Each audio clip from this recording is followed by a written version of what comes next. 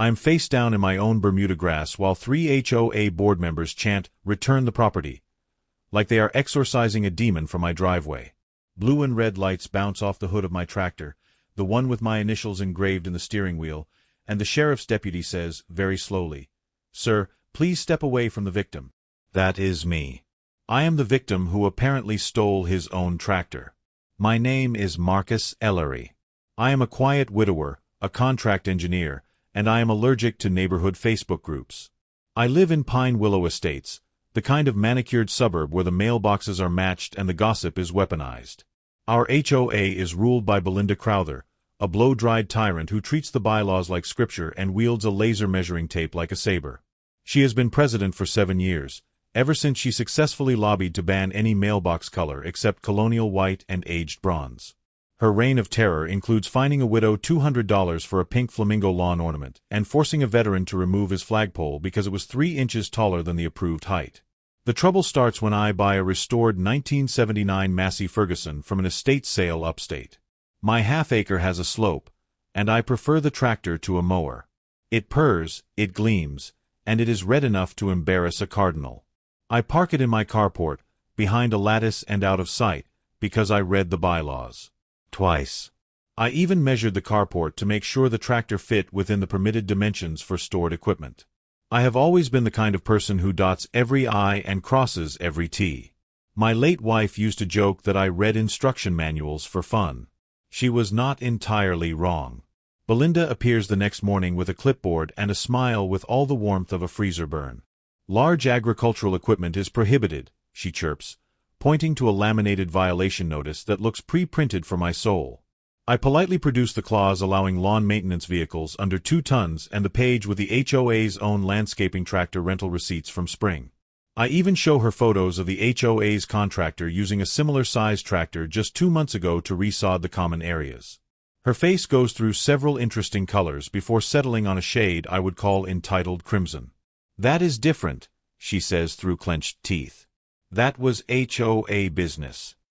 I point out that mowing my lawn is also lawn maintenance business, just on my own property. She makes a note on her clipboard with enough force to nearly tear through the paper. Belinda recalibrates. "Then it is the association's tractor you have sequestered," she announces, as if narrating a crime documentary. I blink at her. "I bought this," I say slowly, "from an estate sale. In another county. I have receipts." She taps her pen against the clipboard. "The HOA purchased a similar model 3 years ago. That is clearly ours." I ask her to show me the HOA's tractor then. She declares it is in storage and walks away with her head held high like she just won a debate championship. The rumor cannon fires. I stole HOA property, endangered children, and inexplicably released diesel fumes at 3 a.m. It is gasoline. The lie does not even have the correct smell. Within 48 hours, I am the neighborhood pariah. The book club president crosses the street when she sees me. The teenager who usually asks me for help with calculus homework suddenly has other plans. A passive-aggressive note appears in the community newsletter about respecting shared resources and the importance of integrity. Drones buzz over my yard. HOA volunteers inspect my side gate. A fluorescent sticky note pops up on my mailbox that says, "Return what you took." Then I find my carport lock snipped and my gas can missing. I file a report. I install cameras. 4 of them, covering every angle of my property. I breathe. Belinda posts a triumphant selfie in front of our front sign with the caption, "Just as soon for Pine Willow." It collects 94 hearts and 1 skull emoji. The harassment escalates. Someone spray paints "thief" on my trash cans. My newspaper delivery stops. When I call to ask why, the delivery person says they received a complaint that I moved away. I get an email from the HOA demanding I attend a disciplinary hearing. The email is sent at 11 p.m. on a Friday for a hearing scheduled at 7 a.m. the following Monday. I reply that I will attend with my attorney. The hearing gets postponed indefinitely. Belinda starts a neighborhood watch patrol that seems to exclusively watch my house. Cars slow down in front of my driveway. People take photos. One bold soul hops my fence to peer through my carport lattice. My cameras catch her face perfectly. It is the HOA treasurer, a woman named Diane, who once reported me for having a garden hose that was hunter green instead of forest green. When I email the footage to the HOA board, I receive an automated reply saying my concern has been noted. On a humid Thursday, a reclamation team arrives. Belinda, the treasurer Diane wearing a collared shirt that says property recovery, and two neighborly strongmen who usually spot each other at CrossFit. I watch them from my kitchen window as they march up my driveway like a bargain basement SWAT team. They stride into my carport without knocking. When I step outside and position myself between them and the tractor, Belinda's eyes light up like Christmas morning. "He is attacking," she screams, though I am standing completely still with my hands visible. One of the men, a guy named Travis who I once helped jumpstart his car, shoves me hard into the azaleas. The branches scratch my face and arms. Another man, whose name I do not know, twists my arm behind my back and forces me down. My cheek presses into the grass. The smell of soil and fertilizer fills my nose. Someone's knee digs into my spine. Except my cameras catch everything, including Belinda instructing, "Cut the ignition wires. If he will not hand it over, we will make it undrivable."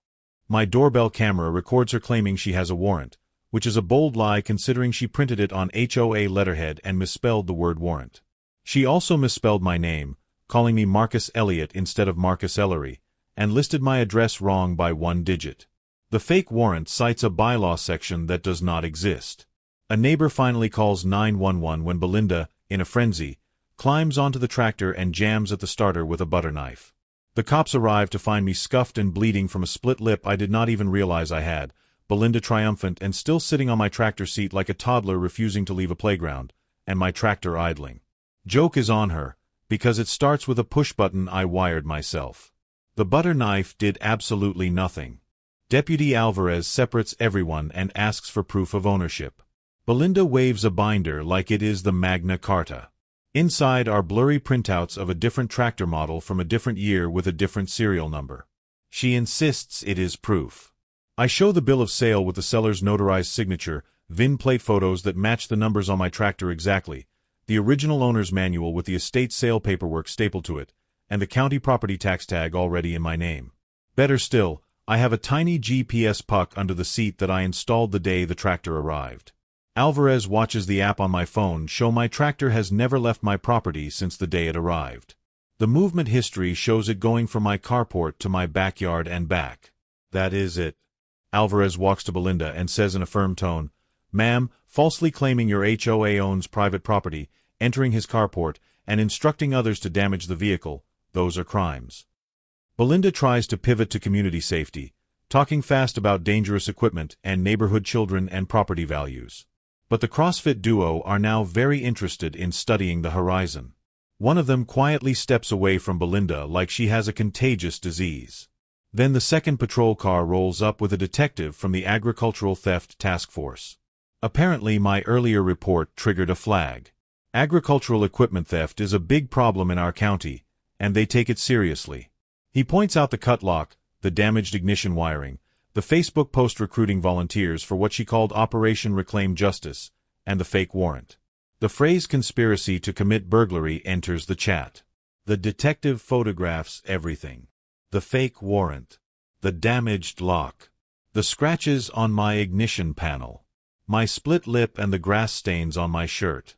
2 sets of cuffs click. Belinda's eyes go wide as saucers. "You cannot arrest me. I am the HOA," she says with a trembling voice that rises into a shriek by the end. The treasurer Diane starts crying and saying she did not know this would happen, that Belinda said it was all legal, that she has children. Alvarez reads the charges slowly and clearly. Trespass, battery, vandalism, filing a false report, and impersonating an officer for the costume warrant routine. The 2 CrossFit guys are not arrested but are told they will be contacted for statements. They cannot get away from my property fast enough. At the preliminary hearing 2 weeks later, the courtroom is packed. Half of Pine Willow Estates shows up. The judge, who, irony of ironies, once lived under Belinda's micro-rule in a different subdivision before he moved to escape her tyranny, listens to the security footage in dead silence. At the moment Belinda shrieks, "Cut the wires," the clip plays twice for clarity. You can hear everything. Her voice. The sounds of me being shoved into the bushes. My grunt of pain when someone's knee lands on my back. The courtroom chuckles nervously. The judge does not. His face could be carved from granite. He adds a protective order and forbids Belinda from contacting any HOA vendor or resident about enforcement activities. When Belinda tries to object, saying she has duties as president, the judge cuts her off. "You have no duties," he says coldly. "You have charges." Her lawyer tugs her sleeve to make her sit down and be quiet. Meanwhile, Pine Willow's insurance carrier reviews the video and declines coverage for the board's antics, calling them intentional acts outside the scope of HOA business. The letter specifically mentions that insurance does not cover criminal conspiracies or assault. To cover legal bills that are already approaching $30,000, the HOA proposes a special assessment of $800 per household. Homeowners revolt at the emergency meeting. Someone projects my camera footage on a bedsheet in the clubhouse because the projector screen is broken. Watching Belinda scream, "He's attacking," while I stand perfectly still hits different when shown on a bedsheet to your neighbors. Belinda tries to gavel the projector into compliance. The gavel breaks. The wooden head flies off and hits the refreshment table. The vote to remove the entire board is unanimous except for 3 abstentions. Those 3 abstentions are from people who already left the meeting. Belinda pleads to a tidy stack after her lawyer convinces her that going to trial with video evidence would be worse. Much worse. Probation, fines, 200 hours of community service, and a 5-year ban on serving on any HOA or non-profit board in the county. For community service, the judge, clearly a connoisseur of irony, assigns her to mow the city right-of-ways with a manual push mower while wearing a reflective vest that says volunteer, not an officer. She will be doing this every Saturday morning for the next year. In public. Where everyone can see her. The fines total $12,000. When the judge announces the amount, Belinda goes pale and grips the table in front of her. Her knuckles turn white. Her lawyer whispers something urgent, but she just stares ahead, mouth slightly open, as the reality crashes down on her like a wave. $12,000. 200 hours of manual labor. 5 years banned from the thing she loves most, which is telling other people what to do. The judge asks if she understands the sentence. She nods once, a tiny mechanical movement, and then makes a small choking sound. For the first time since I have known her, Belinda Crowther has absolutely nothing to say.